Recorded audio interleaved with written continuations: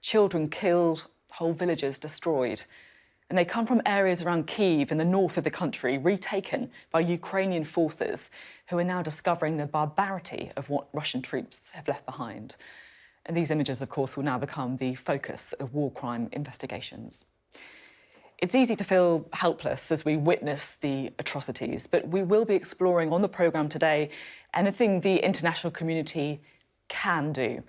So there's lots to consider this morning with our guests. We'll be talking to the Transport Secretary Grant Shapps on the show today, and in just a few moments we'll also be joined by the Shadow Business Secretary, Labour's Jonathan Reynolds.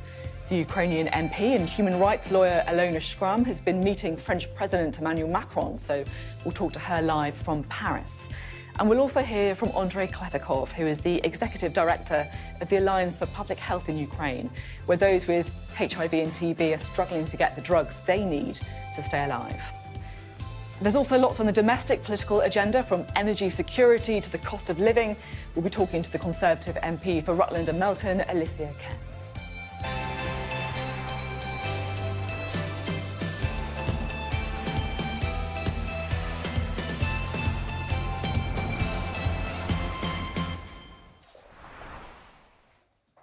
Hello. Well, lots to discuss with the situation in Ukraine this morning, and of course lots on the domestic agenda as well, with Labour saying it will cut taxes for small businesses as part of plans to tackle soaring costs. More relief on business rates than the party says would save a local pub thousands of pounds a year.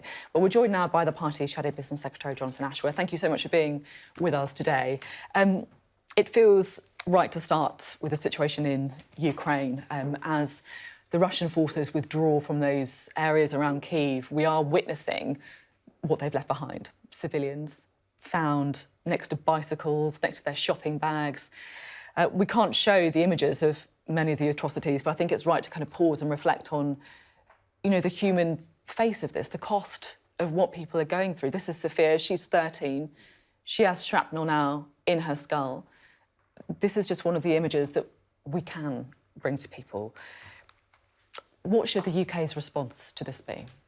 It's barbaric. I understand why you can't show the images. I think members of Parliament, people in responsibility, have to view those to see the scale of what we're talking about. I think after what the world saw in Syria, where the advent of modern technology meant we could see images directly from atrocities that were taking place, meant we knew these kind of images were possible, yet it's still the threshold from some of the things I saw last night was a new level of barbarity. I think what this country has done, what NATO have done in terms of supplying lethal aid to the Ukrainians is obviously the right thing to have done, and I think that needs to continue and step up as we get to a new phase of this conflict where clearly the Ukrainians are having some success pushing entrenched Russian positions back. But what I wanted from the Chancellor in the spring statement was almost a sort of a wartime statement in terms of energy, how we were going to make sure we weren't still, as we are right now, as the Western community, buying substantial amounts of fossil fuels from Russia, that we could use emergency measures to lower our gas demand, whether that's energy efficiency or more electrification or pushing that. And I didn't feel that. And I think we've got to understand that this is not a short-term position. It's going to go on. It's going to continue. We have to prepare for that. We'll talk about the details of the energy strategy later, but just to focus purely on Ukraine and Russia. And you're right to say that we're still spending an awful lot of money on oil and gas, and Europe in particular. Since the start of the war, I think the EU has spent 18 billion euros on Russian oil and gas. I mean, are any sanctions going to have an impact at all when Russia is still effectively being bankrolled by Europe? Well, they will have an effect, and they are having an effect, because the level of sanctions are very significant, certainly in terms of how the Russian... But the Russian ruble has effectively recovered but you're right to say it. There's two things going on here. We've tried to isolate, as the world community, Russia from the global economy, whilst at the same time having that dependency. Now, in terms of oil, the danger is you just go from one autocratic, authoritarian regime to another, so that's not a long-term solution. Russian gas, I think there's a bit of complacency in the UK because Russian gas in the main goes to Central Europe, but of course, because of that, countries like Norway then supply the UK. So we've got to understand that what is required is not anything which increases our dependency long-term on fossil fuels, but gets us off that dependency. And that is why there's got to be this further sprint on renewables. There are things, we've got a good story in this country on offshore wind, but on things like onshore wind, a bad story where we've had effectively a ban in place. So there are other things that can be done, but it can't be going from one country to another, deciding just who's the most unpalatable this month, this year. It's got to be that longer-term conversion to electrification, to further renewables, to further nuclear, because that's the only way forward. We'll talk about that a little bit more later. The government's also promised a safe haven for Ukrainian refugees in the UK. Are they delivering on that?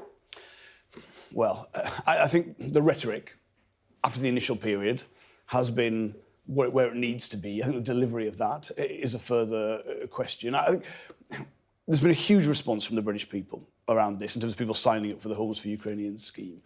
The worry is how is that feeding through on the ground, the bureaucracy that's required behind that, making sure people are coming through. I don't think, because we've seen in the past few years some horrible situations that have led to significant humanitarian flows, I almost think we're struggling to understand the sheer scale of this. I mean, the figures of people in Poland and Romania alone. These are levels of movements of people in Europe that we just haven't seen for decades. And I think when you see what other countries are coping with and doing, it's hard to say that as of yet we have met the scale of that challenge. So I hope the government recognises that and is willing to do more. The other thing we can, of course, do is to provide more weaponry. You said earlier that you think that should be stepped up. What exactly do you mean by stepped up? Well, the first phase of this conflict has seen a tremendous response from the Ukrainian armed forces using essentially Western-trained tactics, light units with anti-tank weaponry, which has stopped the advance of Russian units. But obviously this is now a different phase as they retreat, and we're obviously seeing, unfortunately, atrocities occur as those forces leave. So that might require a different level of Even equipment. if Russia would see that as an escalation? Well, I think Russia's position in terms of what they have already done and what they are doing, it would be a little bit rich of them to claim escalation on the part or over the civilised countries. I think we've got to listen very carefully to what the Ukrainians are telling us about the equipment they need. There's a different balance there maybe in terms of air defence units and heavier artillery compared to the lighter units that have had such brilliant success and a brilliant performance by the Ukrainians so far. But we've got to listen to that and respond to that, because frankly I think the sanctions have had a significant effect on Russia's ability to resupply and keep the occupation forces in place. But what we are seeing in terms of them leaving, this is not, I'm afraid to say, it's not the end of the conflict. It's not a peaceful position we're returning to. We've got to acknowledge that. OK. Well, let's talk now about the energy strategy, shall we? You mentioned it a bit earlier in the interview. Next week, we're expecting the Prime Minister to unveil it. It feels as if the briefing today is all about nuclear, with the Business Secretary saying up to 7 new nuclear plants. But of course, that's not going to help families with their bills now, is it? That's going to take 13 to 17 years for that energy to come into the stream. Does Labour support the broad direction of where the government's moving? Well, we do support more nuclear in the system alongside that further development of renewables. I think the danger, as you say, is that whilst that's for the long term, and frankly the individual commissioning decisions on nuclear reactors all depend on the price you can achieve, and that relates very much to the financing of them. At the right price, to the right thing to do, they can be very expensive if you haven't been able to get the right deal and the right private sector partners to do that. I think none of that should be used as a smokescreen to get away from the real issue, which is right now the cost of living is absolutely extreme. Energy bills are a huge part of that. The government hasn't done enough. There's no way they can say they've done enough. The scheme they put forward, I think, where the Chancellor's offering to lend us our own money and pay it back over 5 years, is completely unrealistic and doesn't meet the scale of the challenge. What we want to do, of course, is that windfall tax, is offer people real support, £600 for a third of households off their energy bills. That's the scale of what is required. And whatever the long-term energy strategy the government unveil, it can't get away from the fact that they've got to take some action now to help people. I mean, something that could have an impact in the short term is looking at the supply of oil and gas as well, isn't it?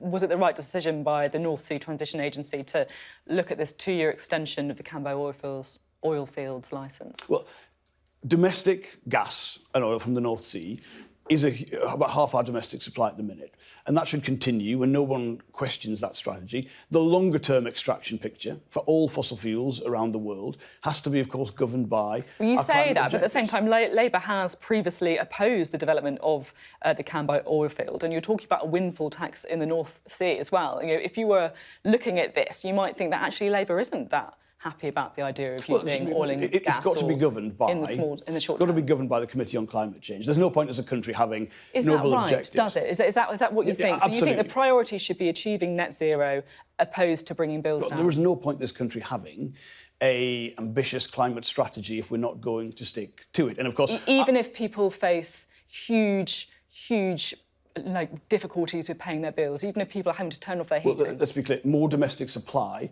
is about the security of that supply. It's not about the price. The price is set by the global market price for that. So even if we, for instance, wanted to go down the route of extracting a fundamentally larger amount of oil and gas from the UK, that wouldn't affect the price. The only way to affect the price is to focus on energy efficiency, so people are using less, is to switch to domestic, cheaper electrification of heating. So it's very important people understand that point.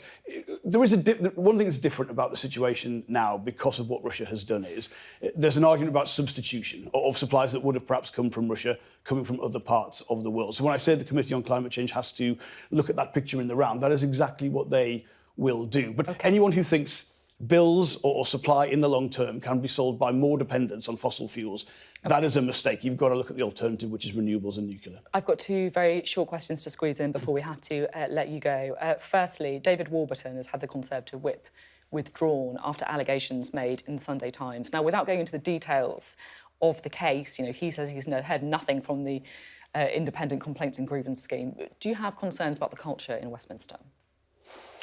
Well, I've read the story, and that's all I know about this particular thing. I think the vast majority of members of Parliament work very hard for their constituents, whatever their party affiliation.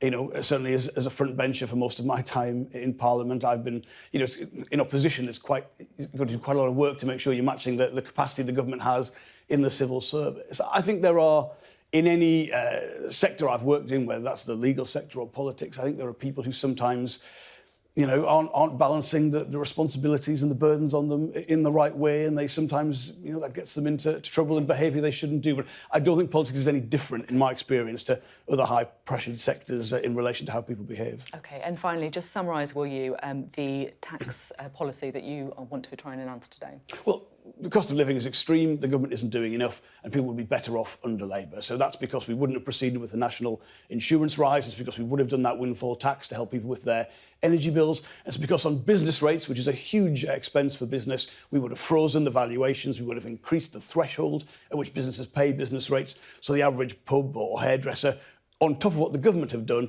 would be around £2,000 to £3,000 better off. So we would do real help for people now, and that's what would make a difference. OK, that's the Labour pitch then. We'll get the government pitch in just a few moments' time, but thank you for being on the programme today. Thank you.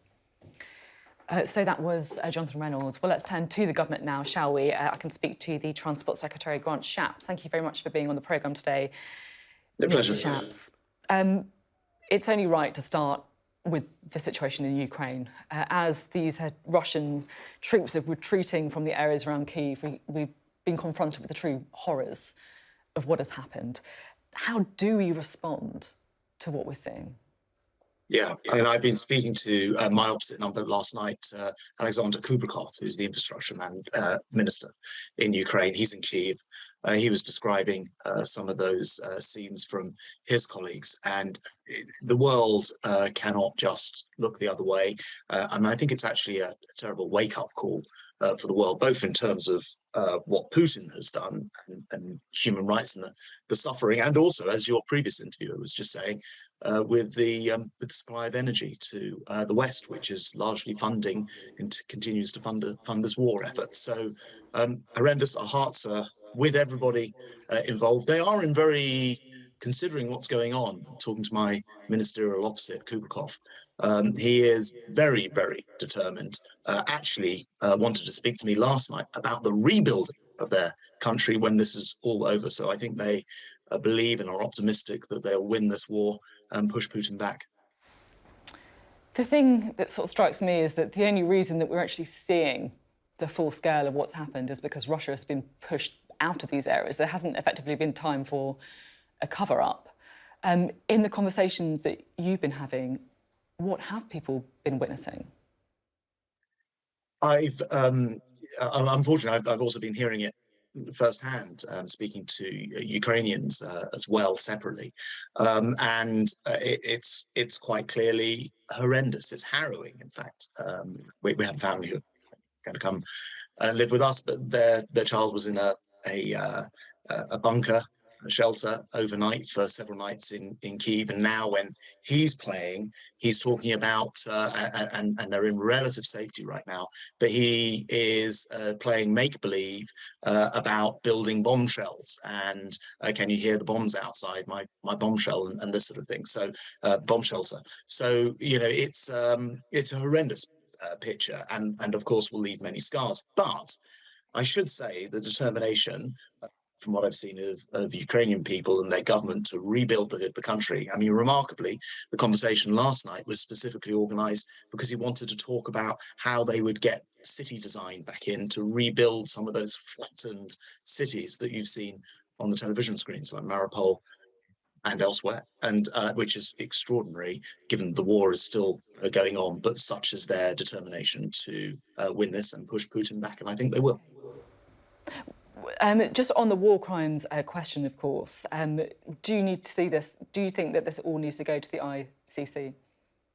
I think it's absolutely right that this is all properly documented. This matters. We've seen in war before. It matters that this is documented and that cases are capable of being brought to international justice. So I think it's incredibly important, almost regardless of what happens in the end, that the world notes. And frankly, we've seen this. I'm afraid we've seen this behaviour from Putin now a number of different times, not just in 2014 in Syria, in 2013 in Syria, but in 2014 in Ukraine, in Crimea, and elsewhere. So it is quite clear that we must document this. The world must take note.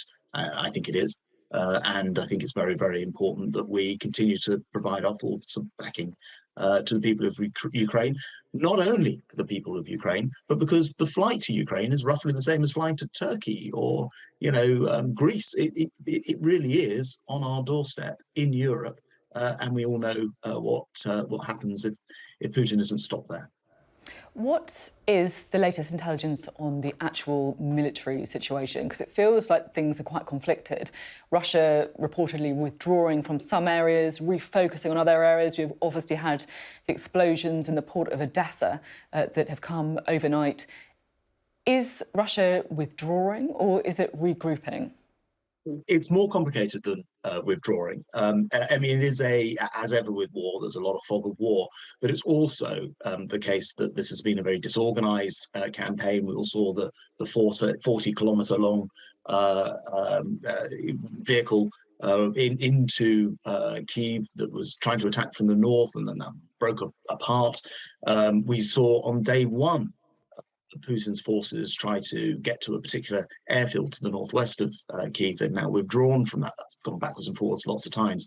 Having said that, you only have to glance at a map to see that not only does Putin still have the territory he'd already seized illegally in 2014, but he's also expanded that around the Donbass and is desperately trying to link up his troops and indeed flattening everywhere in between, like Mariupol, which has been largely wiped off the earth. So it's a mixed picture, I would say, quite clearly not gone to plan, not gone to Putin's plan, that is, and there is clearly some regrouping going on, but this is not over by any extent, and of course the Ukrainians should be able to decide their own destiny. It's not for an outside neighbor to come in and tell them how they reorganize their country. Completely unprovoked, completely without warrant attack on their country.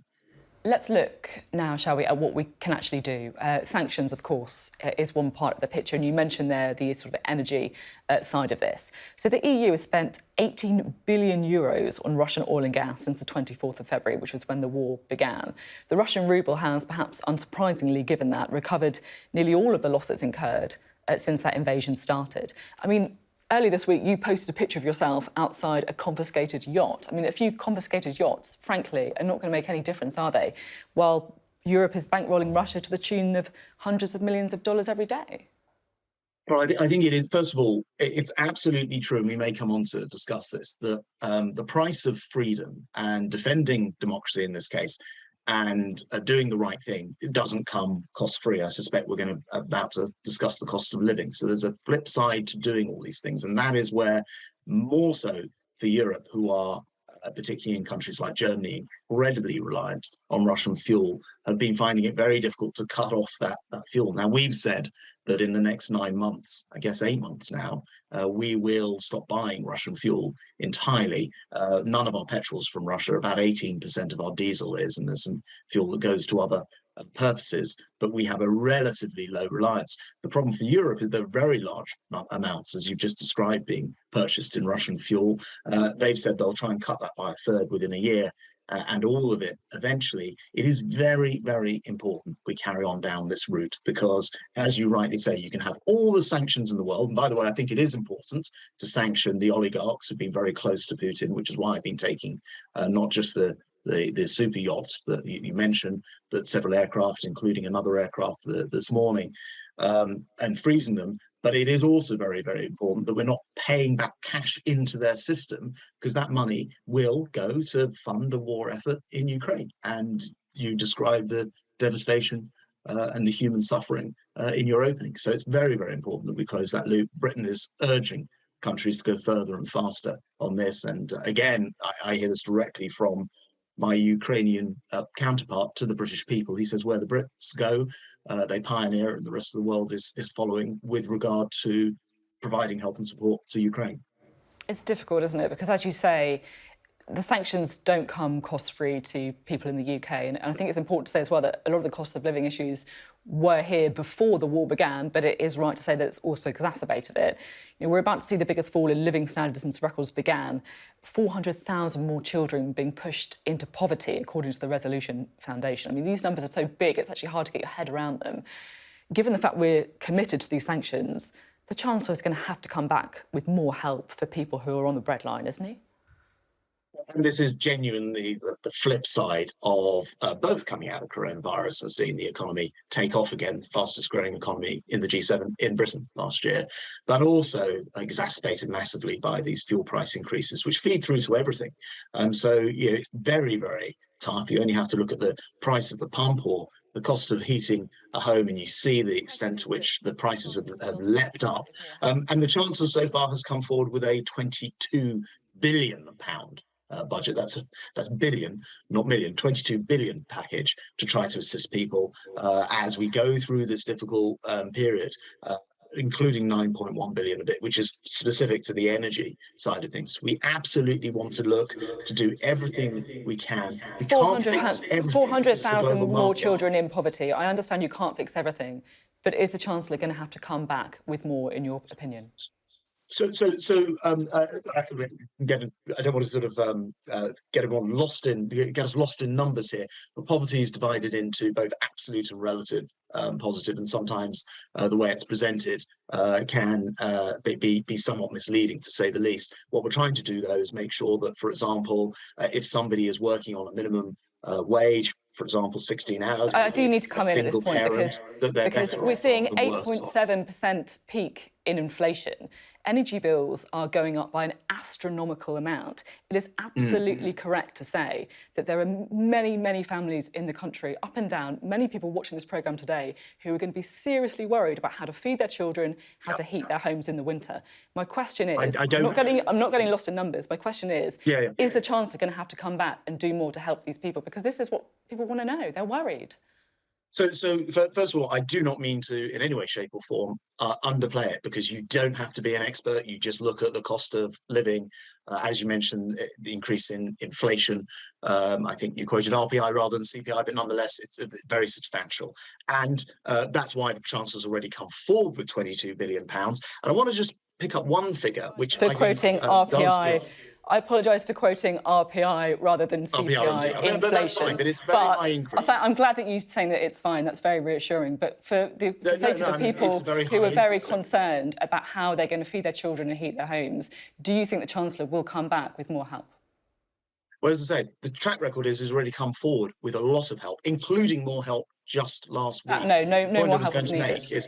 Sophie, if I can just get to the end, there's one point I think would be helpful for viewers, which is to say, the one thing which has been remarkable because of the help that was given during coronavirus is unemployment is down to 3.9%. Vacancies are higher than before coronavirus, and more people are in work than ever before. And in the end, that is the way that we're going to most put money in people's pockets, whilst at the same time making sure that people will be able to earn all those Many of these people are in work, though, it's right to without say. paying national insurance. Many people are on universal credit in work, it's right to say. So as I said, I don't want to in any way, shape or form minimise this, because it's a very, very big, serious problem. And you're right to say it's been a global problem, as is that inflation that we're seeing everywhere throughout the world. However, I was going on before to say that for somebody who is on universal credit, because of the way that the Chancellor has amended tapers, it means that somebody will be left with more money in their pockets. And the way that he's amended national insurance also means that people will end up with more money in their pocket, and that national insurance change is coming in very shortly as well. So we're trying to do what we can. You're asking if we're doing more. I want to absolutely be clear. Given the Chancellor's record, I'm sure he'll always be looking what else he can do. And he's already provided billions and billions of pounds to try to relieve the pressure. And I accept that we cannot do everything. I'd love for us to be able to do absolutely everything. These are global pressures. And one of the best things we can do is make sure we have a vibrant economy with very low unemployment. OK, we'll be seeing the Prime Minister's energy strategy next week. What will be in it to help people who are worried about how to keep warm? It's really important that we spread the variety of ways in which we create energy in this country, and indeed in the world, because we've seen what happens when somebody like Putin gets hold of that energy supply. So next week in the energy strategy, we'll be looking for a greater mix of different ways to produce our energy, which do not rely on imported hydrocarbons, the gas and oil side of things, particularly from Russia. So you might expect to see more small nuclear reactors, nuclear power. You might expect to see more offshore wind power. Those, I think, would be the things to look for, more solar as well. Interesting that you're focusing there on the nuclear and the offshore wind. Of course, the issue with nuclear is that even according to the government's own impact assessment, it takes 13 to 17 years for electricity to be generated by a new nuclear plant. Do you think planning laws should be relaxed to allow more onshore wind farms as well? Well, just on nuclear, modular reactors are likely to be one of the important ways forward. And we have already produced modular reactors. They already exist in submarines. So I think there may be other technologies which can be moved along faster. I don't favour a vast increase in onshore wind farms for pretty obvious reasons. They sit on the hills there and can create something of an eyesore for communities, as well as actual problems of noise as well. So I think for reasons of environmental protection, the way to go with this is largely, not entirely, but largely off sea. I went out to to installation off the northeast coast recently, and it is incredibly impressive. Not widely known, but Britain's got more off-sea, offshore wind power than any other country in the world, and I think we could do with expanding that further still. So just to sort of clarify, your understanding is that an idea of like a big increase in the number of onshore wind farms, that's effectively off the table for now, is it? Well, I'd urge you to wait for the energy strategy later in the week, but my thinking is what you really want to do is develop in other ways, nuclear. We will have offshore wind. I don't think you want a huge expansion of onshore wind. There may be cases where it makes sense, but I think by and large we've established this now that offshore works very well. And by the way, it's providing quite a lot of our electricity already. Some in your party would say that the target to reach net zero emissions by 2050 should be reconsidered in the wake of the energy crisis that we see. Adita Helm, Professor of Energy Policy at Oxford University, who's recently an advisor to the Prime Minister, this week saying that target is hopelessly unrealistic. Do you think that the government is right to stand by net zero? I think in the end, the world faces different threats. Right now, it's a Putin from the east. But we need to know that actually there are other threats which are going to destroy us through or make life very difficult and destroy communities through weather change. So we do need to tackle climate change. And actually, I don't think these two things are particularly incompatible. It so happens that reliance on hydrocarbons from Russia are part of what's causing the global energy price hike. So it actually makes sense to do a switch away from those things and to things which are renewable. So I think over the, we're talking about 2050 here, not tomorrow. So I do think it's still right to make sure that we aggressively pursue that. And Britain's got a huge lead in this. As I say, we've got the biggest wind farms in the world. We're leading on a lot of the different green technologies. So for us, it's new jobs, which is very, very welcome, and great expertise, which we are in turn starting to export. So I mean, I think it's good business for Britain as well. OK, I just got a couple of other stories that I'd like to get your response to. Firstly, the Conservative MP, David Warburton, has had the whip withdrawn after allegations that were made against him in a report by the Sunday Times. Now, he said that he hasn't been contacted by the Complaints Authority. How are you responding to this? Well, the party has, I think, withdrawn the whip and put this under the investigation, which needs to go through its process. I don't have any sort of further knowledge of it other than what I've read in the newspapers and what the party's said. Obviously, any allegations like this need to be taken extremely carefully, but all the facts will need to be brought out as well. So until we get there, I don't think there's much more I can helpfully add to it. Do you have any concerns about the wider culture in Westminster? I heard you ask the previous guest that. I have to say, I don't even know whether this took place in Westminster. For me, it's an office. You go in, you do your job, you're in the chamber, you get a bite to eat, you carry on with your work. It's certainly not the boozy place that it apparently once was many years ago. In my experience, I imagine, unless you go and seek these things out, and as I say, perhaps not in Westminster itself. I'm not sure. OK. Now, there's one other thing that I was keen to ask you about this morning, and I think you touched on it slightly earlier in the interview. I understand you're taking in a family of Ukrainian refugees. Can you tell us a little bit about the family that you're in contact with and whether or not they've managed to make it to the UK yet? Yeah, they are not here yet. We're hoping perhaps in the next week or so they will be. It's a three-generation family, so it's a mother, her mum, who's 75, her son, who's 6, and their dog, who's called Max. And we're looking forward to welcoming him here. They've been getting ready to leave, and we're excited to have them in our home. What's been the reason for the delay in getting them to your house? The mum was travelling on a. They fled. I mentioned about them being in a bomb shelter for several nights, and they fled out of Kyiv, reached. They're in Krakow right now in Poland. The mum only has a national, what they call a national passport. It's like an ID card, not a full international passport. So she has had to visit a visa office, whereas the others are able to travel without having travelled to a visa office. And then there was the complication of the pet, although I think we are keen to remove those complications as well. Because it looked like the dog might have at one point had to quarantine for 4 months, and I think there are moves afoot to prevent that from happening. So I mean, it is important. They're very understanding, but you do need to know who is coming to the country, and it's not beyond Putin and his cronies to deceive Brits by sending people to live in the UK who may have the wrong motivations, but it does look to me like it's coming towards the end of the process, and I think they're looking at booking.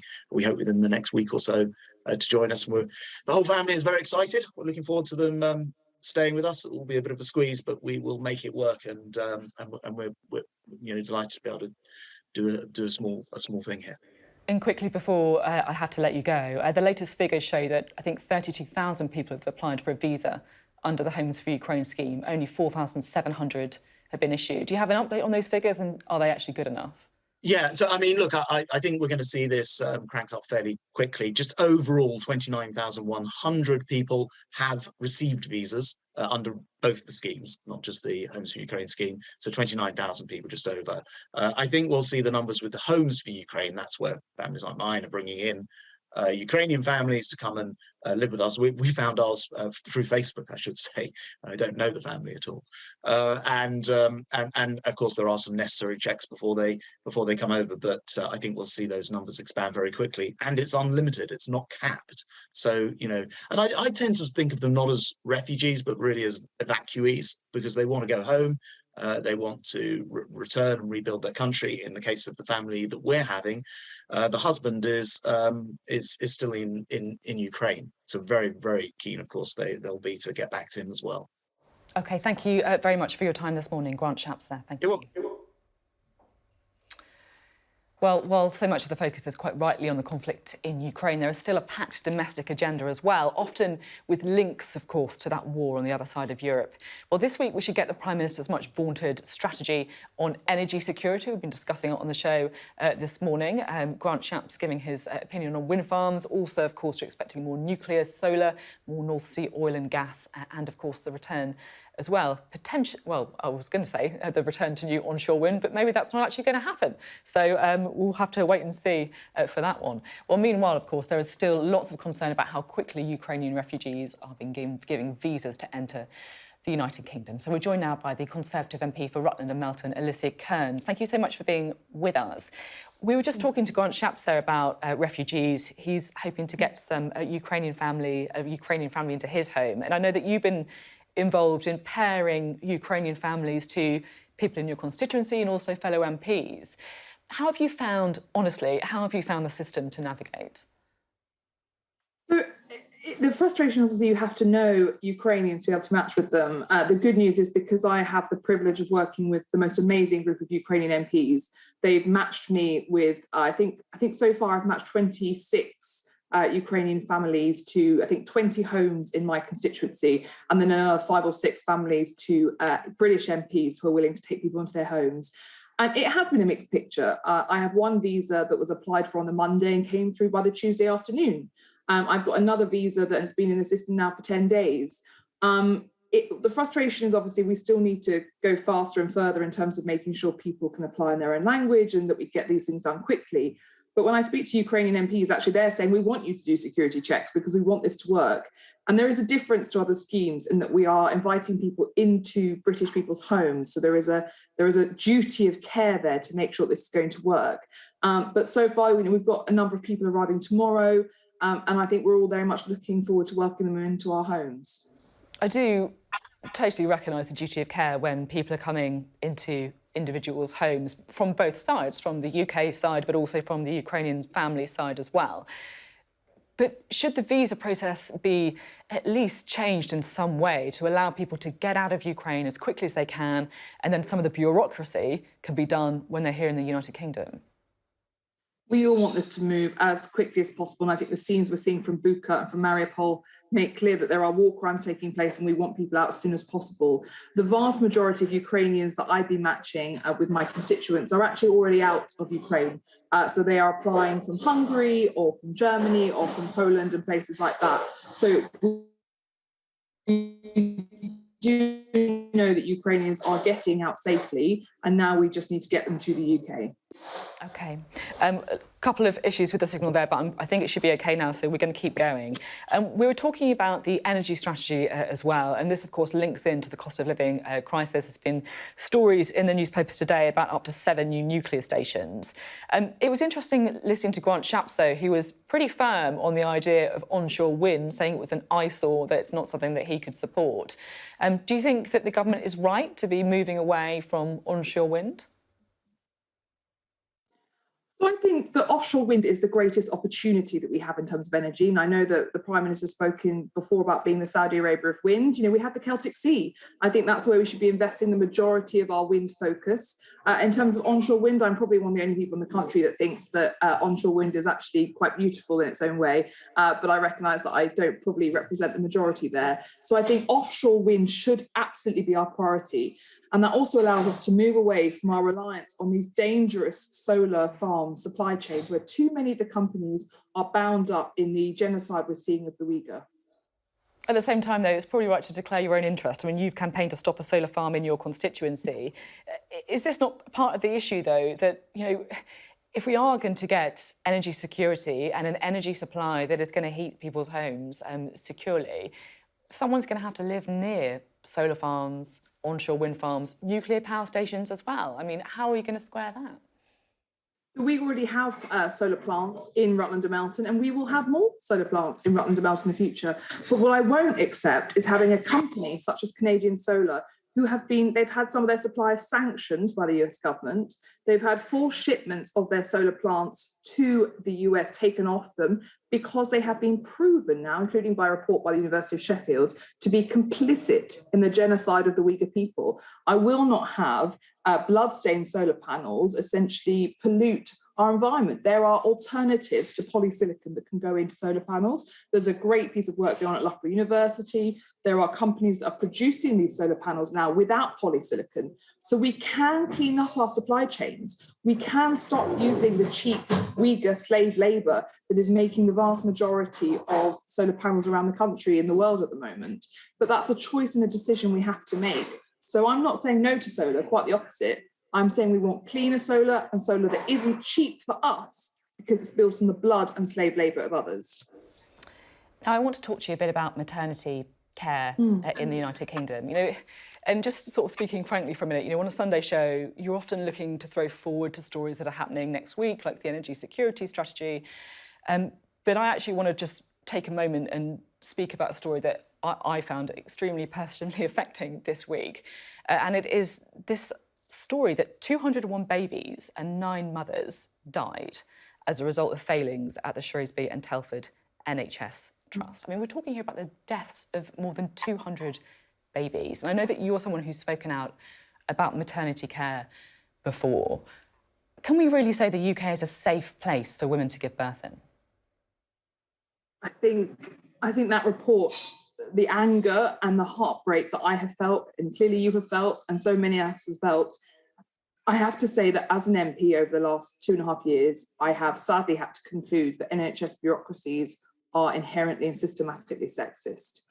There is a constant expectation that women's services and care can be done on the cheap, or that because women have given birth for generations and generations, they don't deserve the support they need.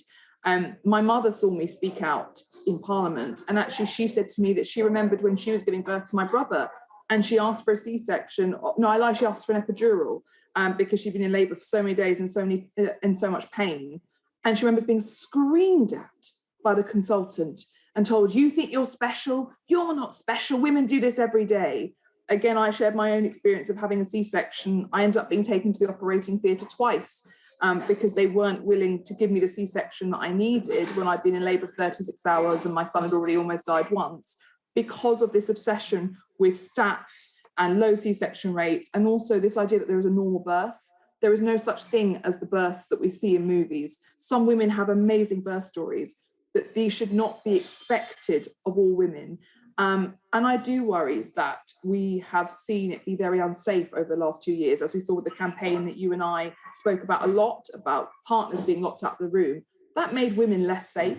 So I think we have a way to go, but I think anyone who's watching this is about to go into labour, know that our hospitals are safe, but you need to know that you have every right to challenge the system and to say at any point, wait, no, why, what are the alternatives and why are you doing this? It is your body and you have a right to challenge and demand better and demand what you need to keep you safe. I think this is exactly it, isn't it? It's this feeling that what happened at Shrewsbury and Telford is the worst example of when the system goes wrong. But every woman, and many women listening to this programme, or their mothers, or their sisters, or their friends, will have their own stories of birth not going in the way that they wanted, of losing control of the birth and of not feeling safe or supported. And I think it, as you say, it goes back to that thing about women being listened to. What needs to change going forward, and what can the government do to try and make the situation better or less sexist, as you say? Well, I think Sajid is exactly the man to deal with this. He cares deeply about fighting for women's rights. He cares deeply about families and supporting them. And I know that he has been personally found it very hard seeing the conclusions of this report and how much women and families I mean, lives were lost, and that heartache and pain that people went through is something that they will still be living with today.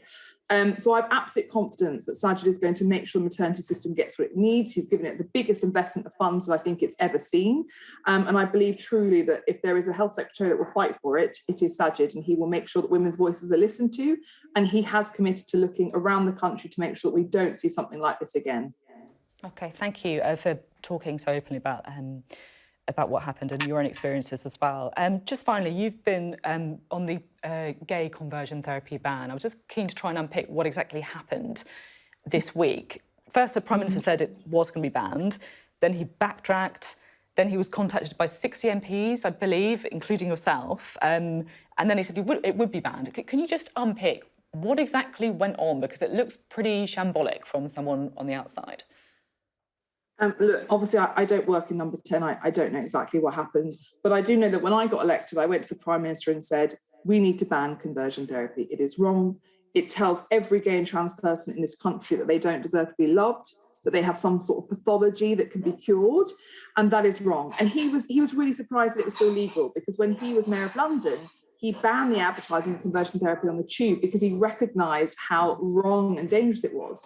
So in all my conversations with him, he has backed this ban entirely. It was in the last Queen's speech. And yes, on Friday, we saw this leaked document that suggests the government was going to drop the ban. And I think colleagues very rightfully made clear to the Prime Minister and to everyone else within the system how strongly they felt that this cannot continue within our country. We will not allow gay and trans people to feel attacked, threatened and unsafe in our country by allowing this legislation to, well, essentially this appalling quackery and fraudulent activity to continue in our country. And the good thing now is that the Prime Minister has been clear the ban will go forward. But for me now, it's about making sure it is the right ban, and that crucially, we don't say that trans people will be excluded from this ban because they are vulnerable. And when people want to criticise this bill, I would say very clearly, if you are arguing that there's not enough critical conversations taking with young people who are questioning their gender identity, then you should back this bill. Because this bill says that if you are questioning your sexuality or your gender identity, then when you want to have these challenging, critical and safe conversations, they should take place with a regulated and accredited individual, not a quack, not a woke hippie around the corner, someone who will genuinely work with you and support you through this process. That should be what we want for all of our children. And we should want to send a very clear message that everyone in this country deserves to be loved, and that being who you are is never a pathology. OK, thank you for being on the programme today. We are out of time. Thank you. Well, let's return to Ukraine now, shall we? The reports coming in from Ukraine this morning are truly shocking and indeed heartbreaking. As I said, we haven't shown the full horror of what is coming in, but we're talking about dead bodies strewn across streets, people next to bicycles, with shopping bags. These are areas retaken from Russian forces as they leave the areas around Kyiv in the north of Ukraine. And well, as we've been saying, they're absolutely horrendous. Meanwhile, the Red Cross is once again attempting to take aid into the besieged city of Mariupol in the south. Well, let's get a voice from Ukraine now, shall we? Alona Shkrum is a Ukrainian member of parliament. She's a lawyer and human rights activist. She's currently in Paris after having met with the French president, and she joins us now live. Thank you so much for being on the programme. Firstly, how was your meeting with Emmanuel Macron, and are you satisfied with what he said to you? Well, good morning. Also, we do not say good morning anymore in Ukraine. But yeah, it is very important for us now to give personal, evidence on what is going on in Kyiv, in Kharkiv, in other cities. We did have a meeting with Macron, and we were 4 members of parliament, a women battalion, which we call ourselves now, and also a mayor of Melitopol, who was captured and who was taken hostage for 6 days, and then was exchanged for 9 Russian soldiers. So he told his experience in being in captivity, how was he treated, what did they want, how he was forced to resign. Obviously, he did not resign. And I think it was incredibly important for French people, for French politicians, and for the French president to hear, and to hear it from somebody who is not through Zoom, but who's been there 2 days ago, just there in Kyiv. As to how successful it was, well, we will see obviously on the results. Ukraine is pretty much done with diplomacy. We have been very straightforward. We have been very direct. And I will tell you very honestly, if something that Macron promised, he did not deliver. But I hope that he will deliver on every point that we talked about. I'm very keen to talk about the individual stories of what's happening in Ukraine, but just firstly on Macron. Europe and the EU is, of course, spending hundreds of millions of pounds every day on Russian oil and particularly gas. Is that acceptable? No, it's not acceptable. And actually, that question was raised, obviously, with President Macron. And he said that, yes, they are ready to do an embargo on Russian oil and gas.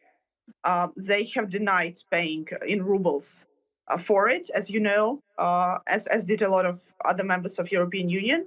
And we asked Macron specifically as a president right now, as he is the president of France, as the presidency in Europe, to work with other countries and to work on the unity, basically, because if the Europe will not be united, then Putin will for sure become stronger and stronger. And we do need to stop the Putin today and together.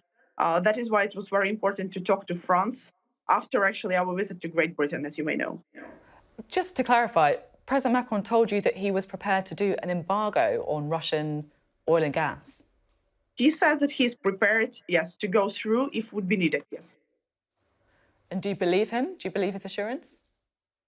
Well, yesterday we were also, at the manifestation because Ukrainians and French people gather in Paris in the Place de la République every Saturday for the manifestations to actually put a pressure on French politicians to stop buying Russian gas, to stop buying Russian oil, to stop putting Russian cargo ships to the French ports, and basically to force the companies, which are French companies, to go outside of Russia. And I think that this pressure is the main important pressure why it will work. So I'm sure that actually those manifestations, those meetings, those hundreds of thousands of people that go every Saturday, they are the ones who actually will force it through till the end. And this is why I am much more optimistic. You mentioned there that you were joined by the mayor who was captured by Russian forces. And I think many of us will remember that story of them taking the mayor. What exactly did happen to him and how was he treated?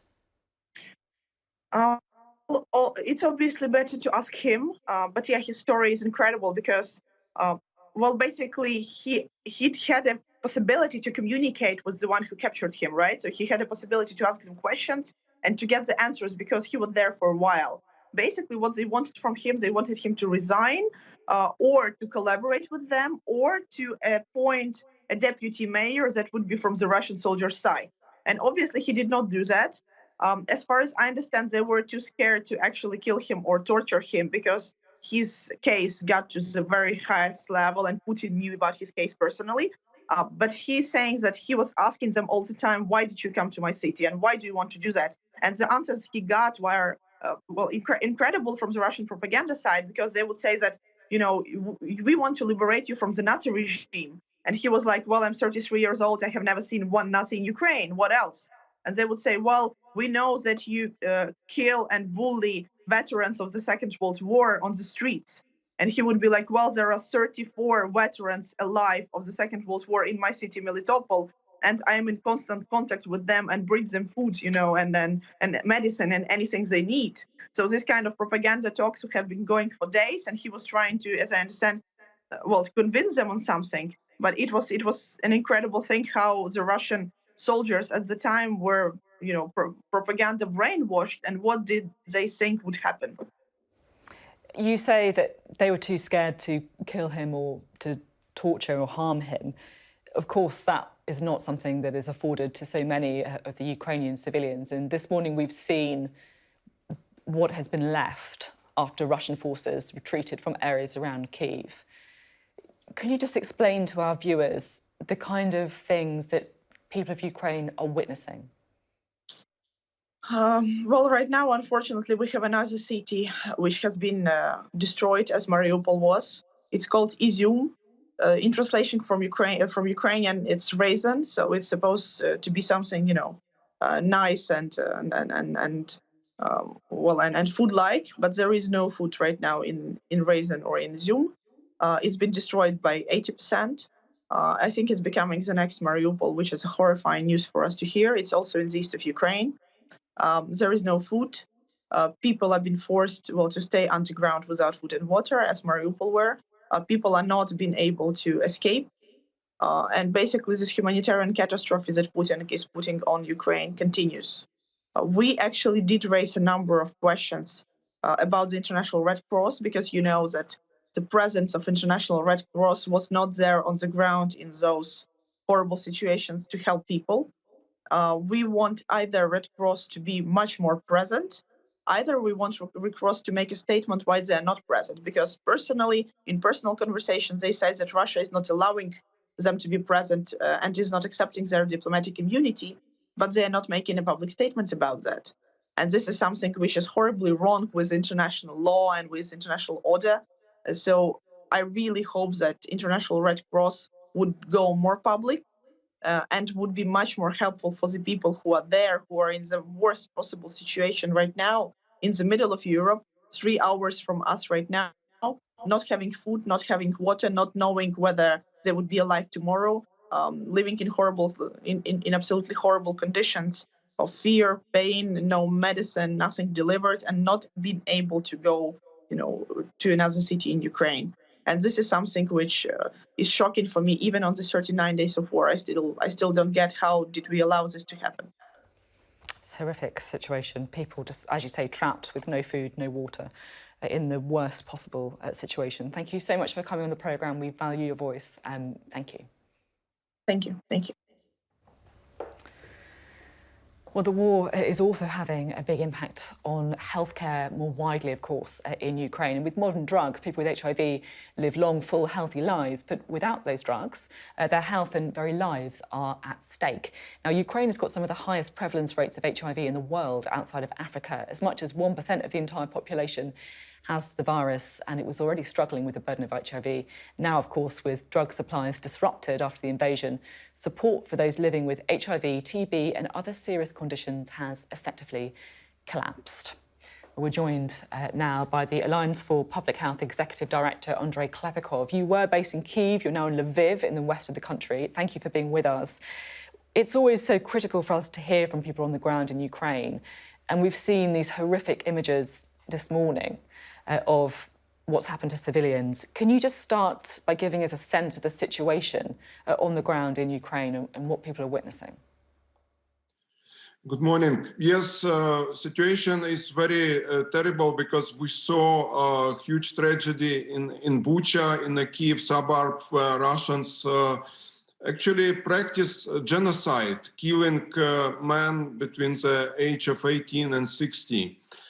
And of course, if we are talking about people with HIV, with TB, people who use drugs, they were vulnerable even in a normal life. So during the war, their vulnerability increased by times. And most of the people living with HIV actually located in eastern and southern part of Ukraine, affected the war the most. As you say, Ukraine has got a very serious HIV epidemic. I think more than 250,000 people living with the virus. Just give us a sense of how difficult it is to get these crucial drugs to those who need them. It is a very challenging task because in the areas directly affected by the war, over 100,000 people with HIV are living. 59,000 out of them are receiving antiretroviral treatment. So it's not only governmental agencies, medical facilities, but also NGOs like mine delivering ARV drugs to the patients.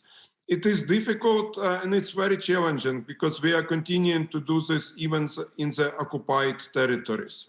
Unfortunately, it's dangerous. And just a couple of days ago, our partner organization faced a situation where a van with volunteers delivering medicines and humanitarian aid was shelled and 2 people unfortunately died. That's really awful to hear that aid workers, people who are delivering essential medical supplies, coming under fire. Can you give us a bit more information about what happened with that attack, or is it impossible for you to do so?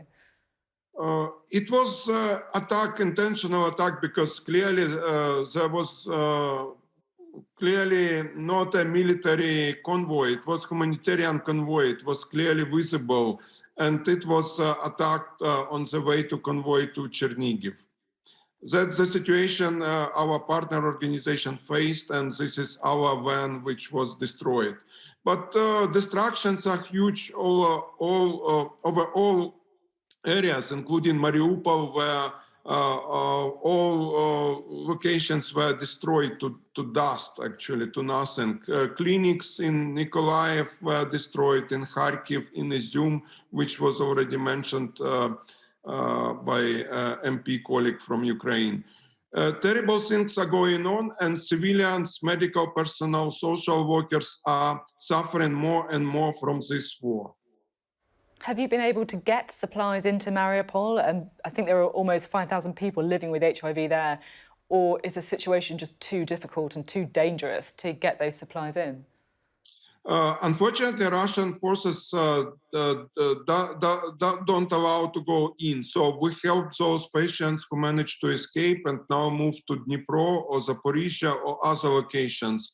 But unfortunately, access to Mariupol is so difficult. We are helping some people, even non with HIV, but for example, suffers from this terrible attack on shelter located in theater. It was on the news, and there were terrible stories, so we help people to evacuate from there. HIV positive and not HIV positive. In this situation, we are helping everyone. Yeah, you're in the business of saving lives, right? So Exactly. That's what you do as an organisation such as yourself. What stories are you hearing from the people that you are meeting in these desperate situations? Needs of people increased substantially. Now they're requiring not only medications, but also food, housing or shelter, some support, psychological support, mental health support. So we need more resources, and we are having this appeal hosted by organization Frontline Aid. So please call into everyone to support us with checking the website frontlineaid.org, donate. It's important to provide more resources because so far our resources are limited, and we are working in all provinces of Ukraine, more than with 100 local organizations based on the ground. How many people are at risk of running out of the drugs that they need? And as a result, can you put any figure on the number of lives that could be at risk? Risk is very high. It's the highest, I think, in the world. So if we are talking about HIV patients, as I said, 59,000 people are on ART in the areas affected by the war. And less than 40% managed to move outside of these war zones. So we are talking about tens of thousands of people at risk. We use different modalities to deliver drugs, where it's possible through mobile vans, through smaller delivery, even through mail where it's possible. But the key thing is the logistics, because unfortunately, in some places, like to Mariupol, access is restricted. Tens of thousands of people at risk. Thank you for coming on the programme and speaking so powerfully. It's one of those consequences of the war, isn't it, that perhaps you may not initially think about, but so many lives at stake. So thank you for coming on the programme today.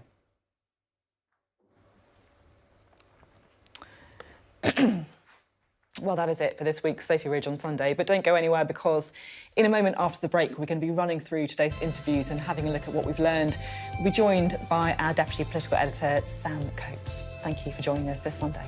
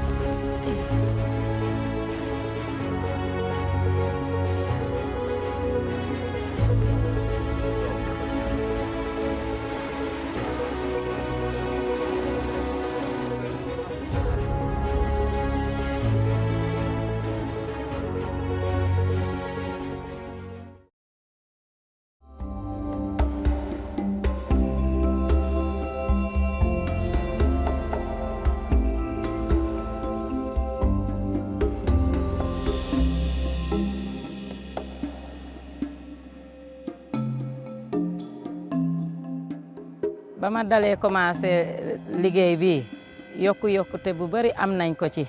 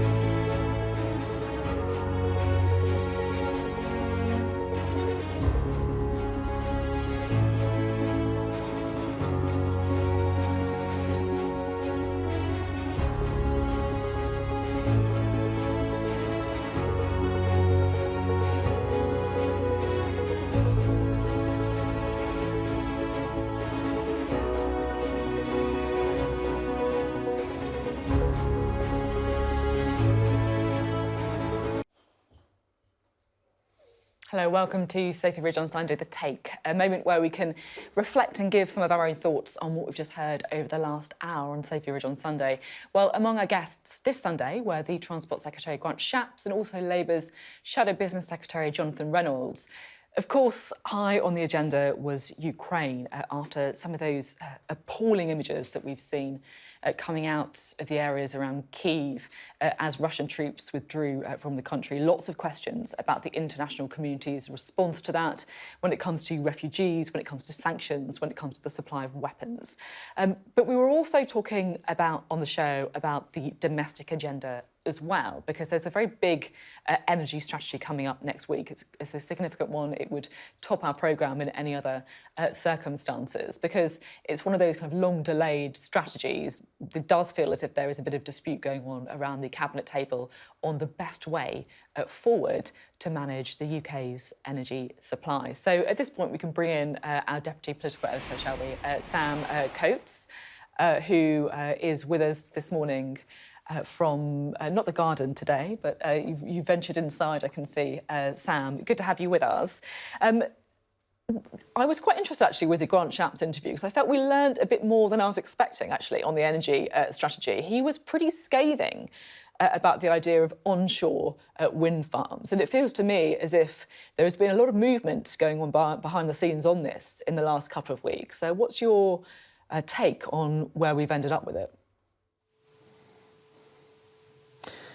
Well, I think the energy strategy is a big moment because for much of Boris Johnson's time in Number 10, there have been monumental, epic crises dominating his time. First Brexit, then the pandemic, and then the war in Ukraine. But when the spotlight's gone back onto domestic matters, everything's turned out to be more tricky. And I just wonder whether or not this week, on Thursday, when we're expecting the energy strategy, that isn't one of them, because there are divisions. Now, I think you pick up on exactly the right point. As recently as last week, Kwasi Kwarteng, he's the business secretary, was wanting a huge increase in the amount of onshore wind in order to wean us off kind of international oil and gas, provide sustainable, renewable forms of energy so that we're not as exposed to price hikes of the sort that we're getting as a result of what's going on in Russia and Ukraine. But it looks as if that has proved too unpopular. Kwasi Kwarteng wanted to double onshore wind production by 2030, triple it by 2035. But the language, Sophie, this morning is very different. Number 10 have said that onshore wind this morning is now subject to the consent of communities. And Grant Shapps on your programme has called it an eyesore. Very, very different type of ambition. Well, let's have a listen to that Grant Shapps grab, shall we, when he does say that word, the eyesore, because it is pretty punchy language. We can have a listen now. Modular reactors are likely to be one of the important ways forward, and we have already produced modular reactors. They already exist in submarines. So I think there may be other technologies which can be moved along faster. I don't favour a vast increase in onshore wind farms for pretty obvious reasons. They sit on the hills there and can create something of an eyesore. Something of an eyesore. Very strong language there from Grant Shapps. And actually, it's interesting because it does feel as if many of the Conservative ministers I interview on the show have been moving in the same direction. Nadeem Zahawi again last week was talking, perhaps not in quite as flowery language about the wind farms, but certainly making clear that he was uncomfortable with the idea of them being built without community consent. So you can get a sense of where Cabinet is pushing the Prime Minister. The other big question, of course, is how much emphasis should be placed on the target for net zero and for green energy supplies, or the oil and gas, perhaps, that makes up, I think, around 50% of the UK's energy supplies. So, those are big questions for Grant Shapps. He stuck by the net zero target. And I put the same thing to Jonathan Reynolds, Labour's spokesperson. What is more important? Is it the country's net zero targets or reducing people's energy bills? Or can you do both? Here's what Mr Reynolds had to say. There is no point in this country having an ambitious climate strategy if we're not going to stick to it. And of course, even if people face huge difficulties with paying their bills, even if people are having to turn off their heating. Well, let's be clear, more domestic supply is about the security of that supply. It's not about the price. The price is set by the global market price for that. So even if we, for instance, wanted to go down the route of extracting a fundamentally larger amount of oil and gas from the UK, that wouldn't affect the price. The only way to affect the price is to focus on energy efficiency, so people are using less, is to switch to domestic, cheaper electrification of heating. So it's very important people understand that point. That was Jonathan Reynolds there. Well, let's bring Sam back in, shall we? Sam, you can sense where the Prime Minister has been walked when it comes to onshore wind. Is there similar pressure over net zero, or do you think that he still has the support of his party there? There is pressure on Boris Johnson over net zero from his backbenchers, but at the moment he does remain committed, or so we are told. Boris Johnson always capable of a U-turn, of course, but because you can see an argument, this is an argument that Boris Johnson believes in, that more renewables means more security of supply, which is how you can deal with the problems, for instance, that you're seeing with an increase in oil prices from because of what's going on in Russia. There is a logic to the Prime Minister's position, a logic to the Prime Minister sticking firm. The question, I think, for this energy strategy will be whether or not, if not onshore wind, which would be, I think, much more part of Labour's alternative, then what?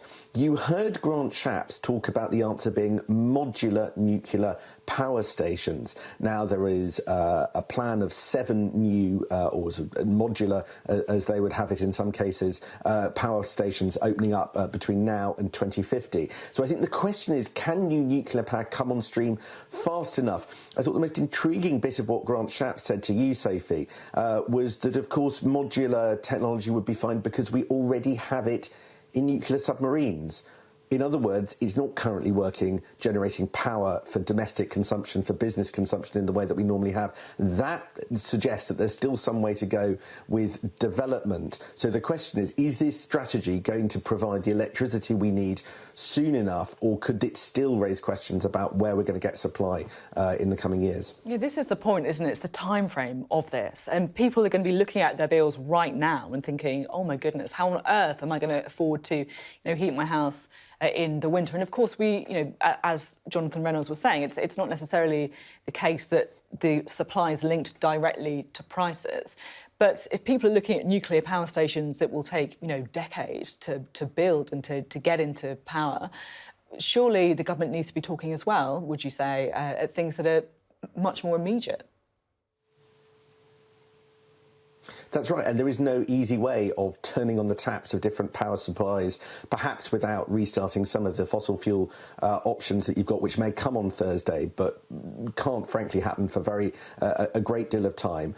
But I think the cost of living pressures have changed the dynamic in this debate, and it was fascinating to watch Grant Shapps answer some of those questions, or if I may be so bold, not really answer them, when it came to being challenged about the pressures that families, incredible pressures that families are facing at the moment. He quibbled with the definition of poverty for children in poverty. He quibbled with quite how you measure rising prices. These don't feel like the answers of a government that's completely nailed the biggest question domestically of our time, which is how on earth are people going to cope with energy bills going through the roof, prices going through the roof, a cold snap all of a sudden that's leaving many people not turning on their heating, and this being the number one issue facing the government at the moment. Yeah, I think I was particularly surprised to hear him quibble with the 8.7% peak of inflation when that is the numbers that we were given in the actual spring statement itself. But there you go. Sam, thank you very much for being with us on the programme. We will hear more from you after the break, because we're going to be talking about Grant Shapps' plans to take in a Ukrainian family into his home.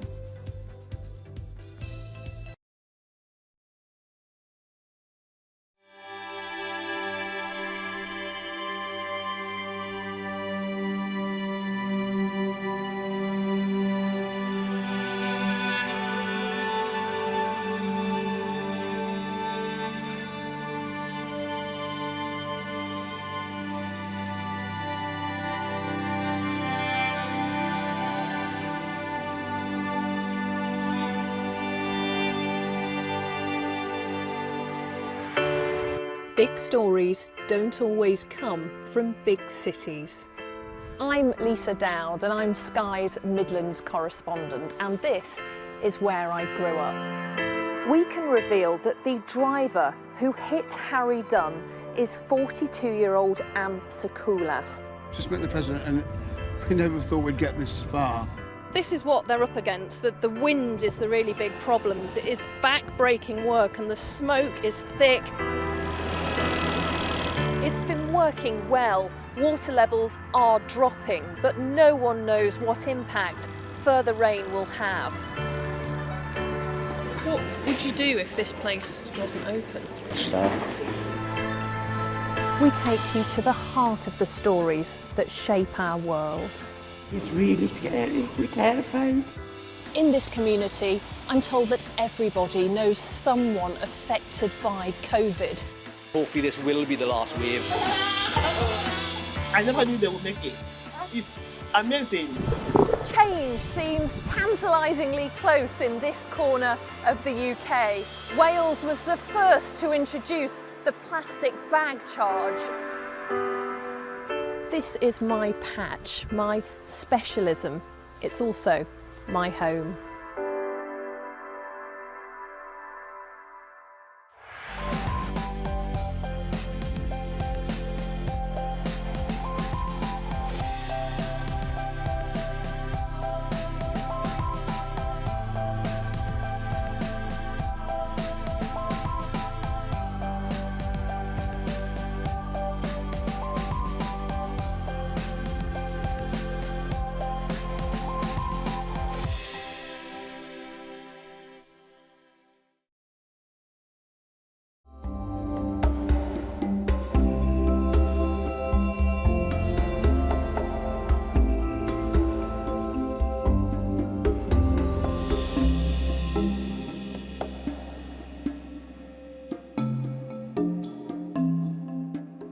ba ma dalee commencé liggéey bi yokkute bu bari am nañ ko ci.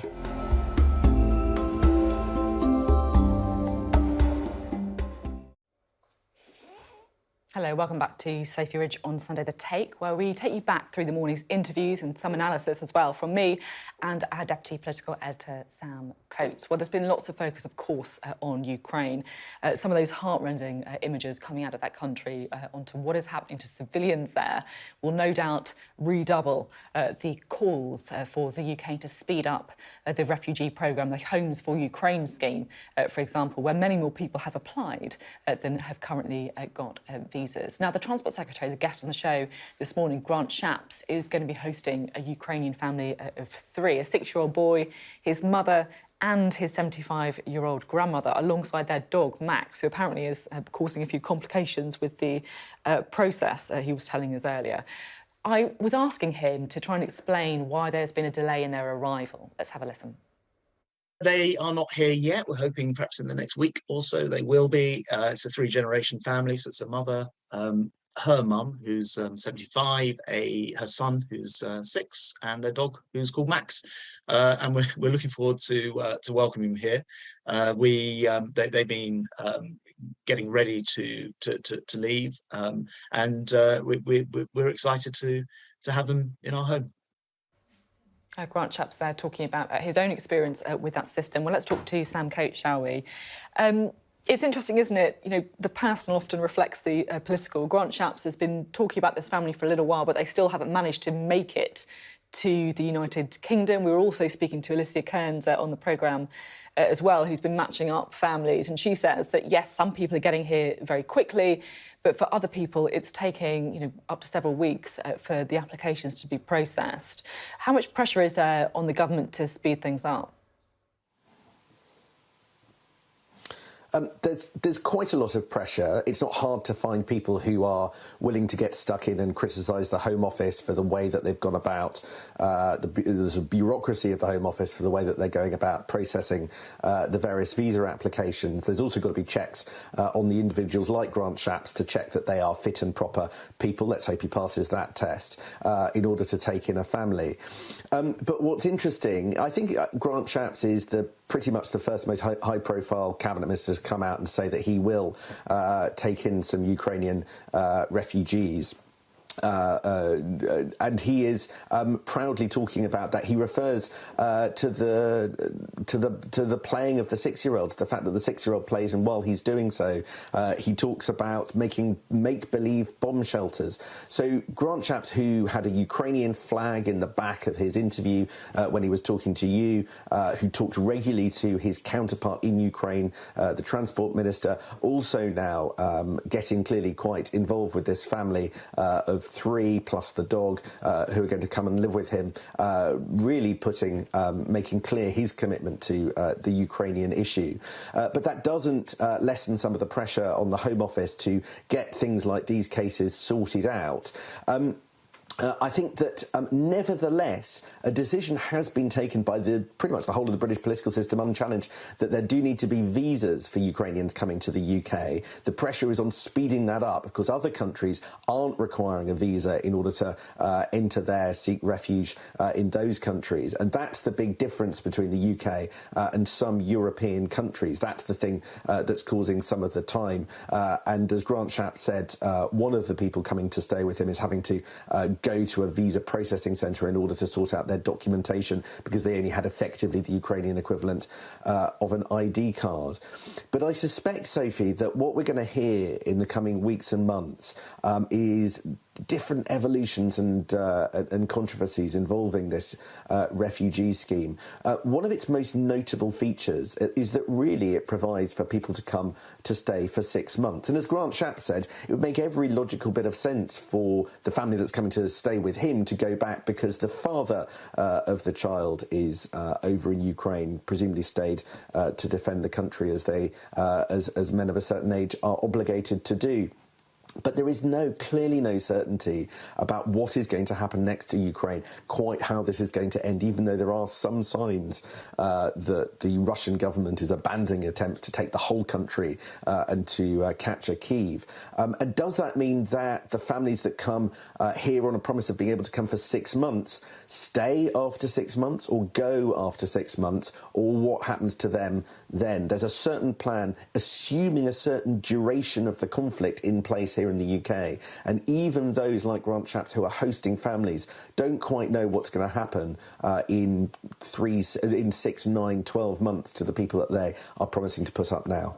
OK, really interesting to talk as always, Sam. And it feels as well like, we're often very cynical with stuff like this on the programme, but fair play to Grant Shapps. He has made contact with his family, he's opened up his house, and he does seem to be the first cabinet minister to have made those concrete plans. That's it for this week.